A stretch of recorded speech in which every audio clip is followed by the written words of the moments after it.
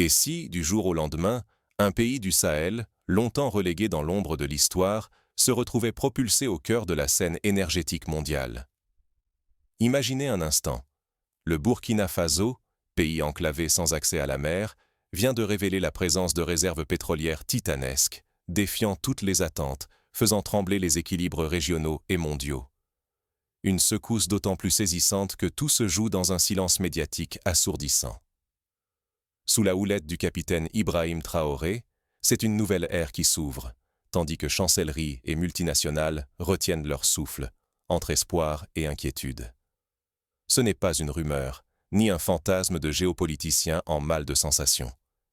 Il s'agit bel et bien d'un séisme.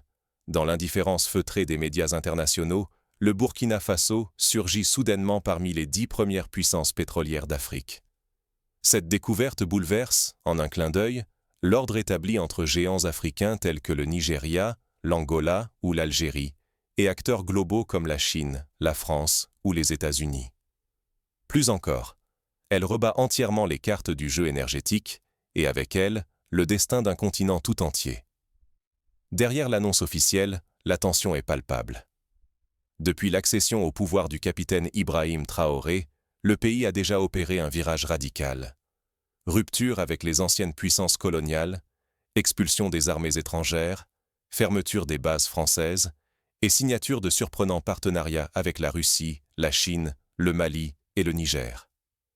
Ce basculement inédit reflète une volonté farouche de souveraineté. Désormais, c'est l'avenir du Burkina Faso, mais aussi la stabilité précaire de toute l'Afrique de l'Ouest qui se joue sur un fil, entre espoir de renaissance et menace de chaos. Car l'enjeu du pétrole va bien au-delà de la simple manne économique. Pour la première fois depuis l'indépendance, un peuple du Sahel peut espérer choisir son destin, sans tutelle ni dépendance, tout en subissant la pression féroce des intérêts mondiaux. Mais cette découverte historique sera-t-elle une chance ou une malédiction? L'histoire de l'Afrique regorge d'exemples similaires.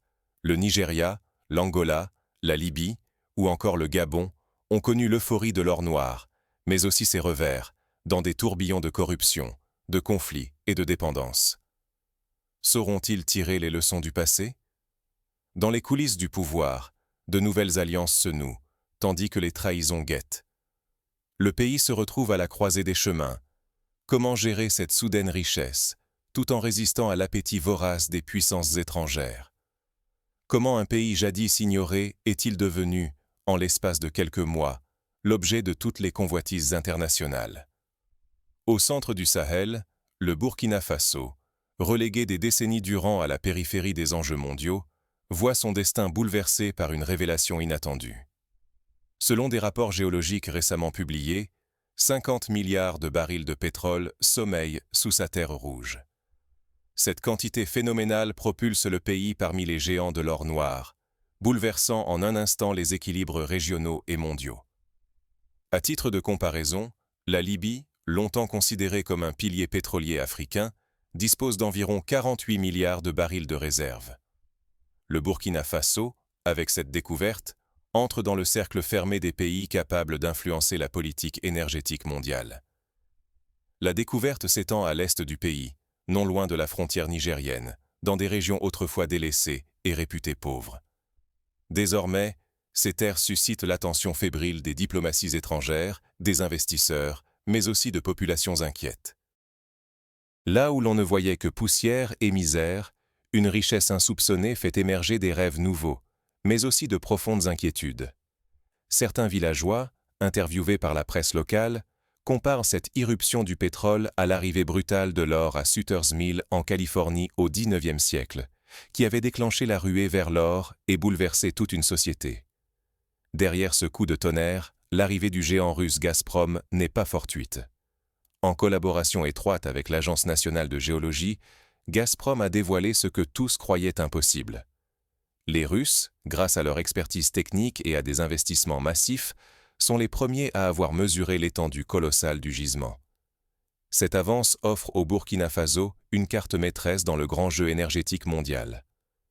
Le parallèle avec la Norvège, qui avait fait appel à des experts étrangers pour cartographier ses réserves en mer du Nord dans les années 60, n'est pas anodin. La coopération internationale peut être un levier, à condition de garder le contrôle sur ses ressources. Mais cette révolution n'aurait jamais pu survenir sans un basculement politique. Depuis la prise de pouvoir du capitaine Ibrahim Traoré en 2022, le pays rompt avec ses anciennes alliances. Les militaires étrangers, en particulier les forces françaises, sont chassés, les bases étrangères fermées, et de nouveaux partenariats se tissent avec la Russie, la Chine, le Mali ou le Niger. Cette nouvelle diplomatie ambitieuse vise à sortir le pays de la tutelle occidentale pour embrasser une indépendance réelle et assumée. Des accords de coopération technique, de formation et de transfert de technologie sont signés à un rythme effréné. Ce choix radical attise l'espoir d'une renaissance, mais installe aussi de nouveaux périls. À l'est, dans les villages, la vie s'accélère. Des comités villageois se forment, des assemblées se tiennent sous les arbres, et les débats sur l'avenir du pays enflamment les conversations. L'or noir fascine, mais sa promesse inquiète. Les Burkinabés redoutent de voir leurs terres confisquées, leur tissu social déchiré par une ruée vers la fortune qui ne profiterait qu'à une poignée.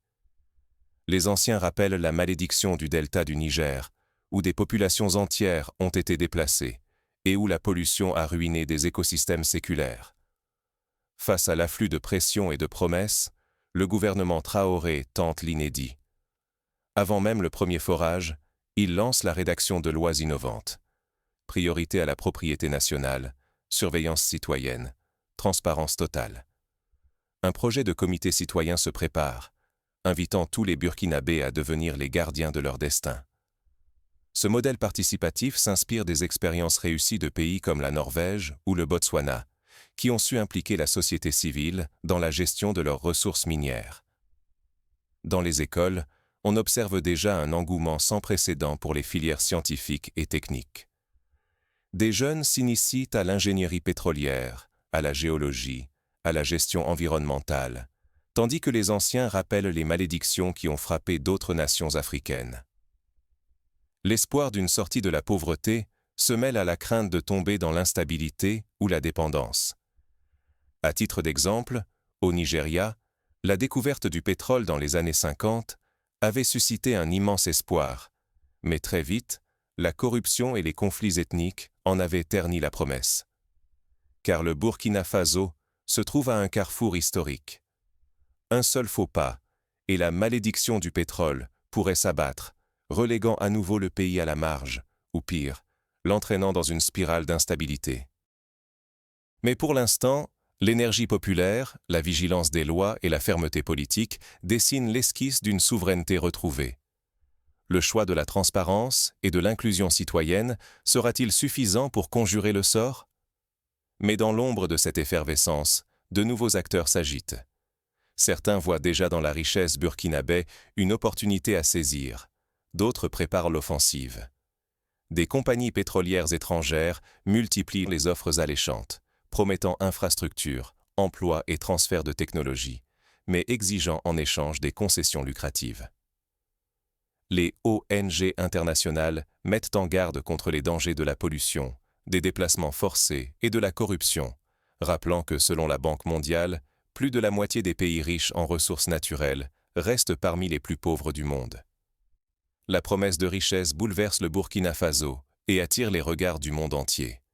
À Paris, à Washington, à Pékin, à Moscou, à Bamako, les ambitions se réveillent. Chacun veut sa part d'un pétrole devenu enjeu brûlant. Les téléphones sonnent sans relâche, les délégations affluent à Ouagadougou, les rumeurs courent dans les couloirs du pouvoir. Le pays, hier discret, devient l'épicentre d'une tempête géopolitique où chaque geste compte. Face à cette pression, l'État mobilise l'armée. Les zones pétrolières sont surveillées jour et nuit, les routes contrôlées, les accès restreints. L'objectif est clair: garantir la stabilité, empêcher tout sabotage et prouver au monde que le Burkina Faso tient fermement les rênes de sa destinée. Mais la militarisation inquiète la population, qui craint une dérive autoritaire. L'histoire récente de la République démocratique du Congo, où la militarisation des zones minières a généré violence et exclusion, hante les esprits. Dans les rues d'Ouagadougou, les esprits s'échauffent. La manne sera-t-elle bénédiction ou début de malédiction? Les exemples du Nigeria et de l'Angola hantent les débats. Promesses vite trahies, fortunes capturées par la corruption, conflits interminables. Des intellectuels burkinabés organisent des conférences publiques, invitant des experts venus du Ghana, où la gestion du pétrole a été relativement plus inclusive, à partager leur expérience. Derrière les portes closes, les luttes d'influence s'intensifient. Un scandale éclate. Des données stratégiques fuient vers la Chine, jetant le trouble jusqu'au sommet de l'État. Pour la première fois, Ibrahim Traoré doit arbitrer à visage découvert, afficher une ligne dure sur la souveraineté nationale. Chaque geste est analysé, chaque compromis devient un signal pour les puissances étrangères. Les réseaux sociaux s'enflamment, exigeant des comptes et appelant à la vigilance. L'argent afflue plus vite que les routes ne se construisent. Investisseurs étrangers, compagnies nationales, affairistes locaux, tous se disputent les premiers contrats. L'inflation s'emballe, les prix doublent en quelques semaines, générant une frustration croissante parmi les populations défavorisées. Dans les villages, la colère monte. Grèves spontanées, manifestations, sentiment d'injustice face à des profits insaisissables. Certains comités de quartier réclament la création d'un fonds de développement local, inspiré du modèle d'Alberta au Canada, où une part des revenus pétroliers bénéficie directement aux communautés affectées. Pour contenir la crise, le gouvernement promet la transparence. Des audits sont lancés. Des comités citoyens voient le jour pour surveiller l'utilisation des fonds. La presse s'empare du sujet. Les débats publics foisonnent. La société civile réclame des garanties concrètes. Des plateformes numériques sont créées pour permettre à chaque citoyen de suivre en temps réel les dépenses publiques liées au pétrole, une première dans l'histoire du pays. Le Burkina Faso avance sur une ligne de crête. Trop de souplesse, et le pays sera dévoré par les intérêts extérieurs. Trop d'autoritarisme, et il risque la ruine sociale. L'enjeu, transformer la tentation immédiate en discipline, inventer une gouvernance vraiment souveraine et durable. À cet égard, l'exemple de la Norvège, qui a su transformer sa manne pétrolière en prospérité partagée grâce à un fonds souverain transparent et à une gestion rigoureuse, est souvent cité comme référence. Alors que la tension atteint son comble, tous les regards se tournent vers Ibrahim Traoré. Ses prochains choix pourraient bien sceller le destin du pays pour des décennies. L'enjeu est de taille. Le Burkina Faso peut-il rejoindre le cercle restreint des nations qui ont su transformer l'or noir en levier d'émancipation? L'or noir peut-il vraiment changer le destin d'un peuple, ou bien l'entraîner vers l'abîme? Au Burkina Faso, cette question n'est plus théorique. Elle trace aujourd'hui le contour d'un futur incertain, où l'espoir se heurte à la menace. Pour répondre, il faut s'appuyer sur des exemples concrets venus du continent et d'ailleurs. 3 scénarios fondamentaux s'imposent. D'abord, la voie prudente. La croissance demeure fragile. Les profits du pétrole profitent à une élite étatique et à ses alliés étrangers. La dépendance, jadis coloniale, prend un visage neuf mais persiste. Les populations ne reçoivent qu'une fraction du pactole, tandis que les inégalités s'enracinent. Ce schéma, fréquent en Afrique centrale, rappelle la situation du Gabon dans les années 80. Malgré des recettes pétrolières colossales, la majorité de la population demeurait pauvre, tandis qu'une minorité prospérait. Ensuite, le scénario de l'audace, le Burkina Faso, uni autour d'une discipline collective inédite, crée un fonds souverain. Les revenus pétroliers financent l'éducation, la santé, les routes, l'innovation. Ici, la transparence n'est pas un mot creux, mais une réalité surveillée par la société civile. Petit à petit, le pays devient une référence africaine. La richesse alimente la souveraineté, inspire les voisins, bouscule les jeux d'influence régionaux. Le Botswana, grâce à sa gestion rigoureuse des diamants par le biais d'un fonds souverain, a su bâtir un modèle de développement envié. Enfin, la dérive redoutée. La manne attise la corruption, les luttes de pouvoir, la fuite des capitaux. Les institutions vacillent, l'instabilité s'installe, la promesse d'une redistribution juste s'effrite. Le pétrole devient poison, il nourrit les tensions, fracture la cohésion sociale et accélère la spirale du chaos. L'exemple du Soudan du Sud, qui a sombré dans la guerre civile malgré des revenus pétroliers faramineux, illustre la gravité des risques. Tout se jouera sur la capacité à imposer la transparence, la rigueur et une lucidité collective. Aucun futur n'est écrit. La vigilance citoyenne, le contrôle des ressources et la gestion éthique détermineront l'issue. Il ne suffit pas d'avoir du pétrole, encore faut-il savoir en faire un outil de progrès partagé. Au-delà des frontières, l'onde de choc s'étend. Un corridor énergétique se dessine avec le Mali et le Niger. Ambition et vulnérabilité se mêlent. Le Ghana, qui a lui-même découvert du pétrole en 2007, s'inquiète de la redistribution des cartes. La France, déstabilisée par ce bouleversement, multiplie les gestes diplomatiques pour préserver ses intérêts historiques. Les grandes puissances observent, négocient, révisent leur stratégie face à ce nouveau pôle d'influence. Les alliances anciennes se fissurent. Un nouveau théâtre géopolitique s'ouvre sur l'or noir sahélien. Le choix du scénario n'engage pas seulement une génération, mais tout un siècle. Il décidera de la place du Burkina Faso dans le monde, de sa dignité retrouvée et de sa capacité à rompre avec la fragilité héritée du passé. Toute l'Afrique de l'Ouest observe, car ce qui adviendra ici pourrait inspirer ou avertir ailleurs. Mais chaque trajectoire, qu'elle soit triomphale ou tragique, dépendra d'un facteur décisif, la volonté collective de refuser la fatalité. Le pays est désormais à la croisée des chemins, avec le regard du continent et du monde braqué sur lui. Le cas du Timor oriental, qui a lutté pour imposer la transparence dans la gestion de ses ressources pétrolières, est un exemple que de nombreux experts burkinabés étudient de près. Mais au-delà des chiffres, une question demeure. Comment s'assurer que cette richesse serve réellement la nation ? Le pétrole est une arme à double tranchant, capable d'élever ou de détruire un pays. Tout dépendra de la gestion, de la transparence et du courage politique. Pour éviter la malédiction des ressources, il faut s'appuyer sur des mécanismes de gouvernance éprouvés et sur l'engagement massif des citoyens. Première pierre, la création d'un fonds souverain, public, surveillé par la société civile.